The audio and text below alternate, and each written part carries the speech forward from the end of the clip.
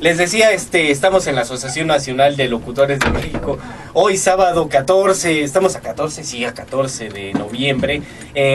Vamos a tener un evento el día de mañana en Parque de los Venados. A partir de las 11 va a haber payasos, va a haber evento musical, va a haber danza, ¿cómo se llama esta? Danza árabe.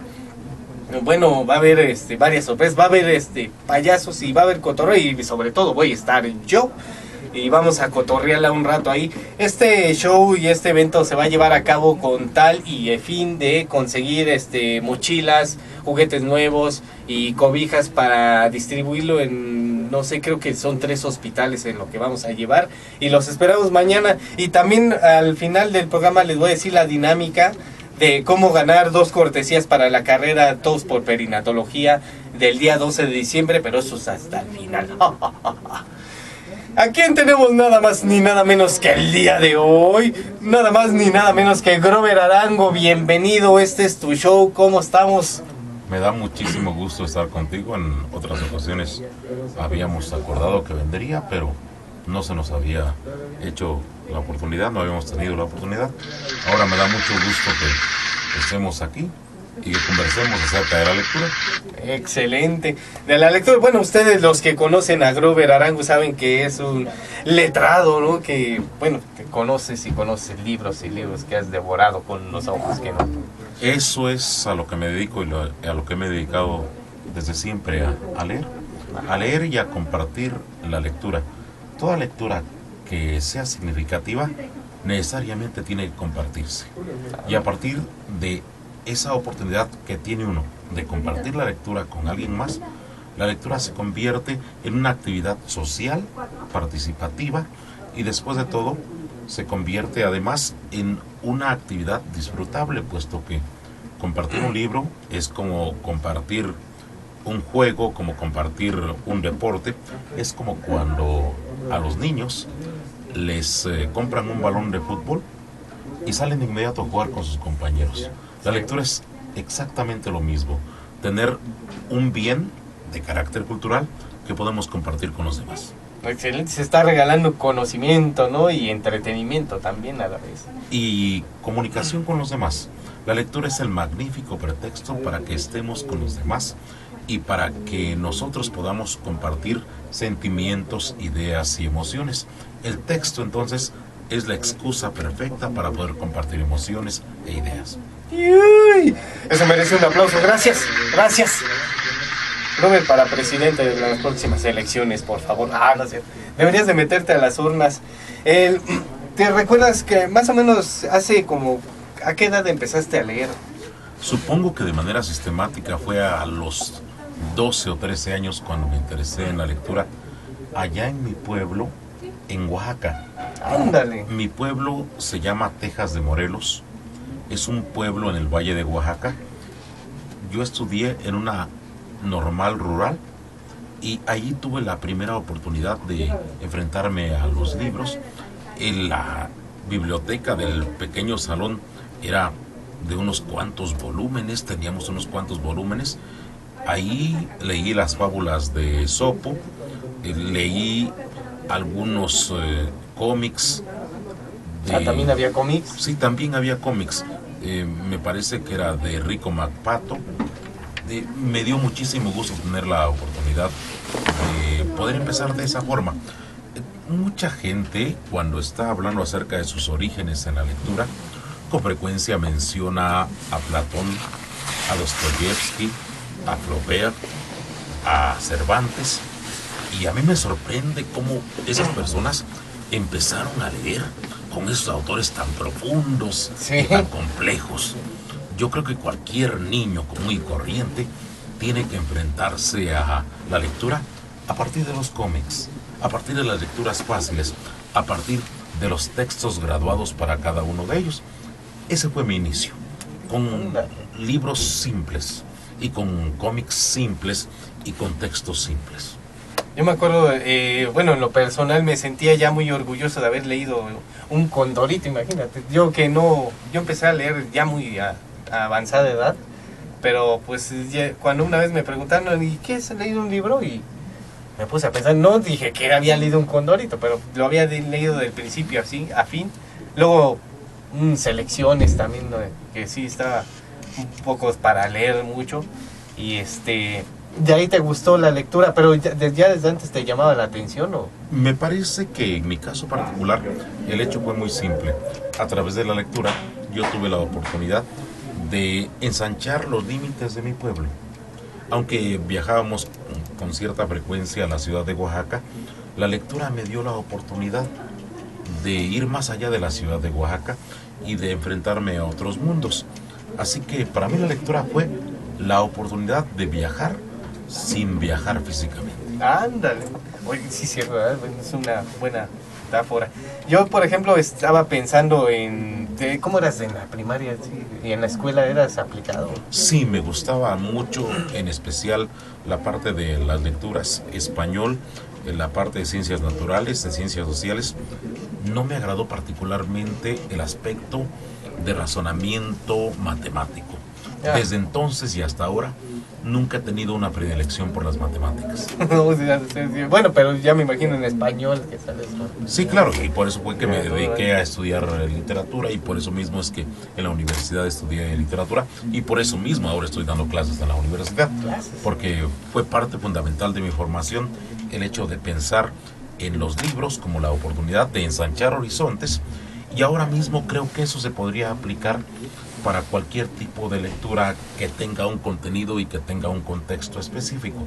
La lectura es la oportunidad que tenemos para ver más allá de nuestra propia realidad, y además para elevarnos un poco más allá de la realidad pragmática que vivimos todos los días. Anda. Bueno, esto de la lectura, dices, hay que empezar, no sé, con algo como conforme a la edad. Por ejemplo, si alguien ya fuera grande y que no le ha interesado mucho leer y ha leído muy poco, como yo conozco a varias personas, algo con respecto que, no sé, alguien que es cantinero, que lea libros de cantina y todo eso, ¿recomendarías que empiecen a leer? El proceso que yo recomiendo es muy simple. Primero, en los 2 o 3 primeros años que uno se empieza a enfrentar a los textos, hay que leer lo que a uno le agrade. Lo que sea, absolutamente lo que sea. Pero si uno desea elevar un poco la capacidad de aprendizaje, la capacidad de entendimiento, y además, si uno busca mejorar su comprensión del idioma y su uso del idioma, tendrá que irse poco a poco elevando hacia otros textos, y tendrá que ir eligiendo otros textos buscando la recomendación de estos textos en distintas fuentes, revistas culturales, personas que ya tengan una experiencia extensa en la lectura, profesores de literatura, para que vaya poco a poco mejorando su capacidad para leer.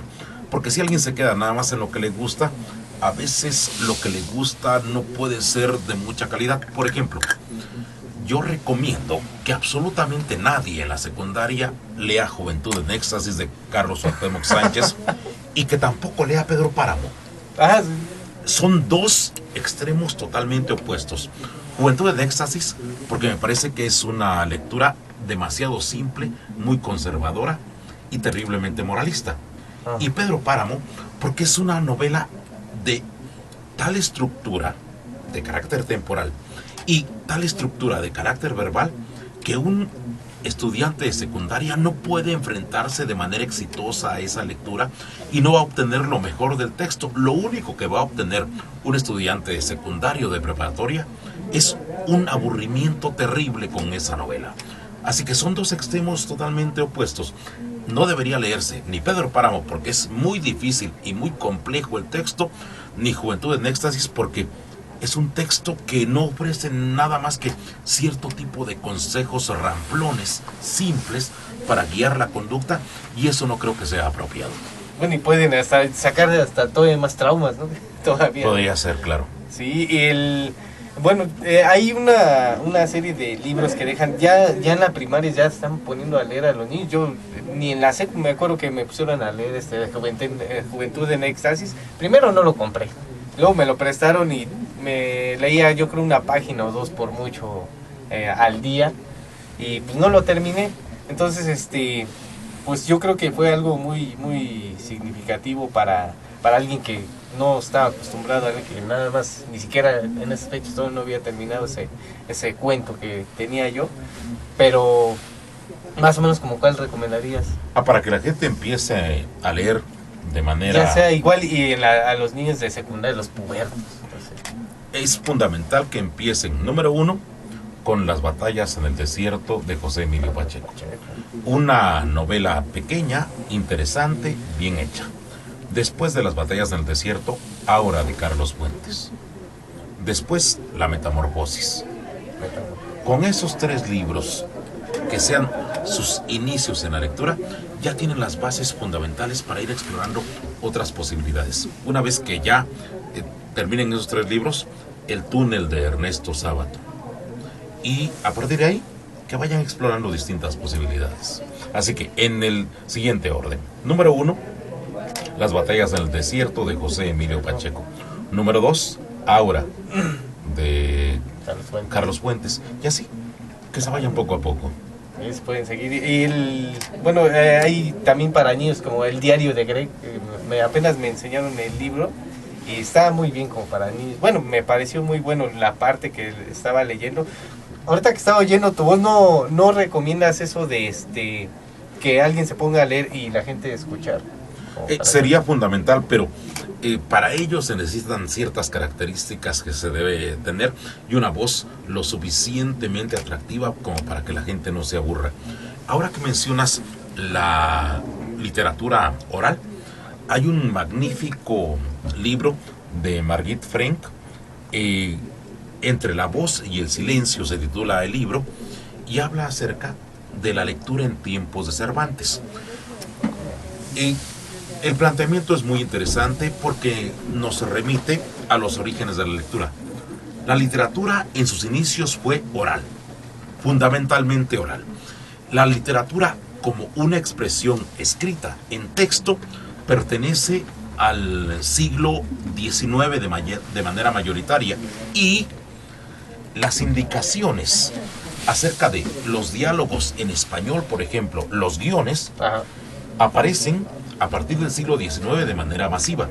Antes, los textos se escribían y se imprimían de manera continua. Por ejemplo, el primer Quijote, no el primer Quijote, creo que no me expresé de manera apropiada. La primera edición del Quijote de 1605 empieza el capítulo y se va a renglón seguido y no termina con punto y aparte, sino hasta que termina el capítulo.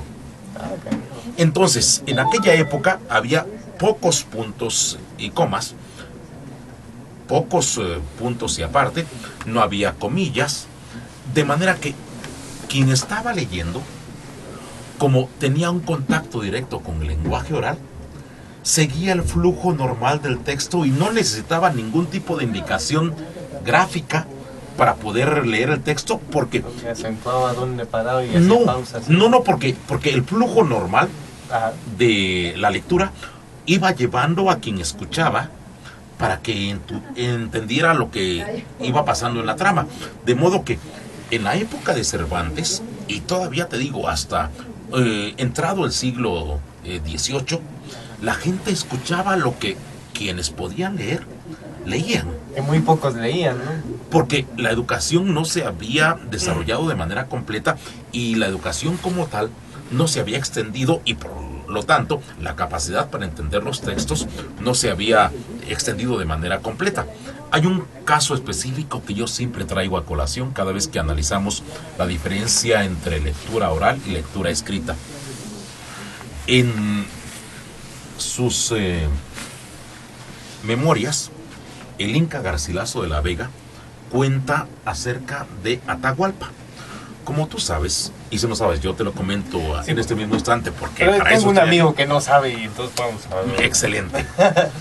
Francisco Pizarro fue el conquistador del Perú. Francisco Pizarro era primo lejano de Hernán Cortés. Así que cuando Hernán Cortés ya había conquistado México, Francisco Pizarro apenas estaba en planes de conquistar el Perú. Pues bien, Francisco Pizarro atrapó a Atahualpa para que no se escapara. Fue muy tramposo Francisco Pizarro porque hizo que Atahualpa estuviera en una posición en la cual Francisco Pizarro, con pocos soldados, lo atrapó ahí y lo mantuvo preso. Pues bien, cuando Atahualpa se enteró que algunos españoles sabían leer y escribir, se puso en el dedo una palabra, lux. Y cuando se puso esa palabra, a Atahualpa le llamaba mucho la atención ir con un español que sabía leer y escribir y decirle, ¿qué dice acá? Y el español le decía, lux. A Atahualpa le parecía mágico que el español que él encontraba pudiera leer lux, porque Atahualpa venía de una tradición profundamente oral. ¿Y sabes cuál es lo más irónico de todo esto? Que Francisco Pizarro no sabía leer ni escribir. ¿Cómo? ¿No? ¿Por las figuritas de las letras? No, Francisco Pizarro no leía. Él era el conquistador del Perú y Francisco Pizarro, como había sido cuidador de puercos en su juventud, no había tenido la oportunidad de asistir a la universidad, ni siquiera de aprender a leer y escribir. Cortés había asistido a Salamanca y había tomado lo que serían los 2 primeros años de Derecho, y eso le ayudó enormemente. Pero en el caso de Francisco Pizarro, sí, tenía cierto tipo de conocimiento, pero Francisco Pizarro no sabía leer ni escribir. Por lo tanto, la cultura fundamental de Francisco Pizarro era una cultura oral, porque en aquella época la literatura se transmitía a través de la oralidad. Anda. No como acá en México, que era por dibujitos, ¿no? Casi eran puras figuras. Esto suena así, entonces lo dibujo esto. Los códices en el mundo de habla náhuatl eran una especie de ayuda para la memoria. Entonces, para poder interpretar esos códices, debías haber estado dentro de un contexto en el cual te hubieran explicado el significado de esos códices. Entonces eran una ayuda para la memoria. Era más o menos el sistema que seguimos con el alfabeto latino. Con el alfabeto ya tenemos cierto tipo de indicaciones de las sílabas, y a partir de ahí generamos las palabras, y a partir de ahí generamos las ideas. En el caso de los códices era algo semejante, solo que con dibujitos. Bueno, es como cuando empezamos a leer todo un texto y vemos ahí nuestro nombre que lo hemos visto todo el tiempo, y luego es eso, ¿no? Sí, claro. Como cuando hacen la lectura, no sé si tú la ocupes, pero esa de la lectura veloz, que casi con golpes de vista van ya viendo todo lo que dice ahí. Es que luego andan promocionando que en 20 minutos te lees un libro de tantas palabras y nada, con puros golpes de vista, y que no ves todo, sino que lo ves no como letras vas leyendo ahí, sino como una imagen. ¿Crees que funciona eso? Yo no sé si funciona o no. No tengo una experiencia directa para afirmar que funciona o no. Lo único que sí sé es que la única manera de leer rápido es leyendo continuamente, no hay más. Y la única manera de entender lo que un texto dice es que cada uno elija los textos que le llaman la atención y que a partir de ahí vaya desarrollando cierto tipo de hábitos de lectura. Lo demás, si hay lectura rápida o no hay lectura rápida, si funciona o no funciona, yo no sé. En mi caso particular puedo leer alrededor de 100 cuartillas por hora. Alrededor de 100 páginas por hora. ¿Y por qué lo hago? Porque he estado leyendo durante 30 años. Entonces, yo no sé si funciona la lectura rápida. En mi caso particular, sé que los textos de humanidades, yo puedo leer 100 páginas por hora. Ahora, no, pues sí está rápido. En una sentada, ¿no? Como dicen. De hecho, Edgar Allan Poe definía el cuento como un texto que se puede leer de una sola sentada. No, pues sí, es como que un buen referente.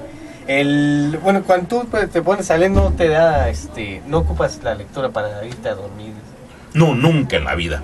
Cuando uno quiera leer, no tiene que leer en la cama, porque la cama es para dormir o para tener relaciones sexuales, nunca para leer. Absolutamente nunca para leer. Cada quien debe establecer un lugar distinto a la cama para poder leer. Y ese lugar distinto a la cama puede ser el lugar que quiera. Puede ser el parque, puede ser el coche, puede ser la cocina, puede ser la sala, puede ser el pasillo. cualquier lugar excepto la cama. Porque si se va uno a la cama es otro contexto, otra circunstancia, otra referencia y otras asociaciones. Así que Sí. no hay que mancillar la cama, que es para dormir y para hacer amor, leyendo, nunca en la vida. Sí, y es una costumbre muy común, ¿no? De que se van y se acuestan y se duermen ahí. Bueno, más bien se ponen a leer y ya empiezan. Me ha pasado a mí, porque luego digo, ching, no leí la otra parte del libro que quería leer y me gana el sueño ahí. Y digo, a veces a muchos les sirve como que los que no pueden dormir, pero yo tampoco lo recomendaba. Pero pues uno, ¿qué va a saber, no? Cuando no puede ayudar. Bueno, quiero aprovechar perdón que haga esta pausa, es que mandaron un saludo. A esta Lina Runner y Roxana Rosas Landarte, un saludo a ellas dos. A esta Gaby que nos está escuchando, a Gaby, Gaby Silva, perdón, se me fue el apellido, es que nos estaba pidiendo que le mandemos saludos. También a esta Lisette que nos organizó para el día de mañana para el Parque de los Venados. Y espero que nos ayuden, hay que juntar varias cosas, entre otras cosas, cobijitas, mochilas y juguetes para los chamacos, y los vamos a ir a repartir, porque esto ya está dando sus últimas patadas. Pero antes de que se me vaya a olvidar, quiero decirles eso, porque vamos a cerrar bien contigo todo lo que nos ¿Qué vamos a cerrar? Dime qué cerramos. Con lo que tú nos vayas a decir, pero todavía nos queda ratito. Quiero, perdón, que voy a presentar, asómate tantito, Rubén, que nos viene a tomar unas fotos. Aquí ando. ¿Cómo está la banda? Bienvenido. Aquí escuchando al maestro. Maestro Grover Arango, nada más ni nada menos. Te ha abierto muchas puertas, la lectura y exponer y enseñar. A mí me da mucho gusto que desde hace 12 años, en Ya Párate, tenga yo la oportunidad de hablar acerca de libros de manera masiva. Mira, en el aula hay que leer cierto tipo de textos y hay que entender cierto tipo de textos y hay que asignar cierto tipo de textos, y tiene uno un auditorio cautivo. Y ese auditorio cautivo pone atención porque al final vendrá una calificación. Ajá. Así que está la obligación de poner atención. Sin embargo, en la radio, en la mañana, a las 8:30 de la mañana, cuando alguien va conduciendo su auto, que ponga atención a la literatura, debe ser el objetivo fundamental de mi participación en la estación.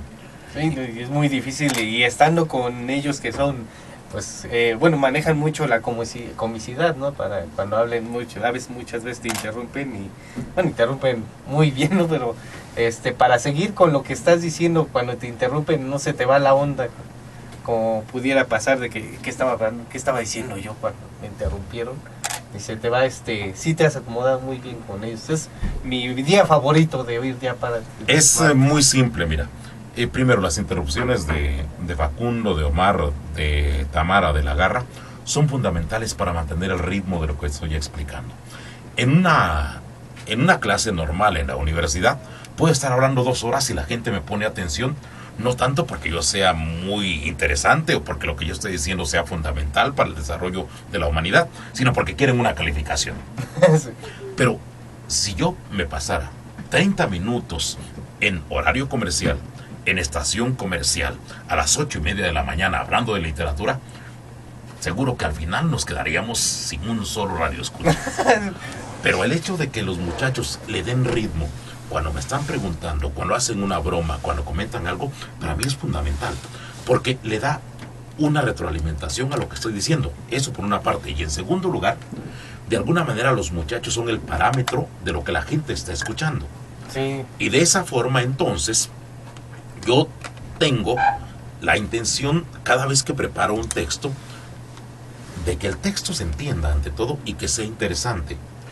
Y cuando estoy preparando el texto, obviamente, preparo los detalles del texto, 2 o 3 libros adicionales, porque aunque no tengamos la hora completa, lo que, Es muy poco tiempo. lo que va surgiendo lo vamos analizando. Yo tengo obviamente un plan de lo que voy a hablar, pero en el momento que ellos hacen los comentarios, nos cambiamos del plan original, pero seguimos con la idea. Eso es fundamental. Sobre el mismo camino. Y eso es fundamental porque así nos funciona. Si yo llevara un plan estricto y no me saliera de todo ese tipo de preconcepciones que tengo con respecto a lo que voy a decir en el programa y no me saliera del texto, sería muy difícil porque se escucharía demasiado artificial. En cambio, si me están preguntando acerca de distintos aspectos, pues yo lo contesto. Y además, con la experiencia que tengo después de 25 años de enseñar literatura, cualquier cosa adicional que me pregunten de literatura o de humanidades, la puedo contestar de manera más o menos apropiada.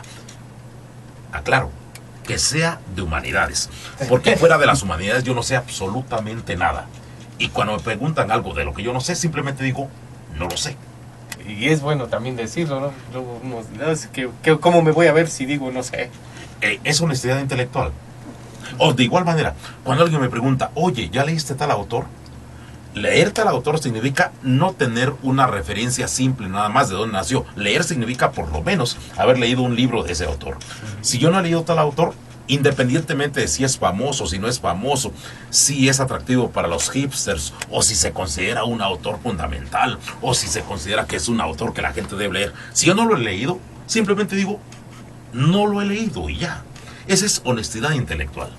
Sí, suena muy bien, no intelectualoide como, pues sí, y se la saca de la manga, ¿no? Y ya quien sepa del autor se va a dar cuenta de quien está inventando, está mintiendo. Muchos hacen ese tipo de trabas de, a ver, le voy a preguntar algo de lo que yo sé para ver, y es lo que mucha gente hace, ¿no? Para sacar conversación.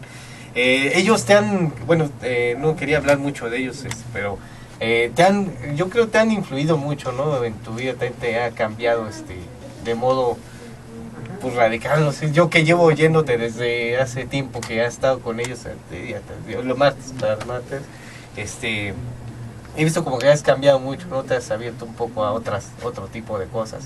Más bien que he desarrollado un aprecio por la cultura popular. Exactamente. Sí. Anteriormente estaba en un contexto eminentemente académico, con cierto tipo de autores eminentemente académicos, pero el hecho de estar en una estación comercial, en un horario comercial, y con un amplio público, me ha abierto a otras posibilidades para leer textos adicionales que mantengan cierto tipo de calidad, para poder transmitirlo.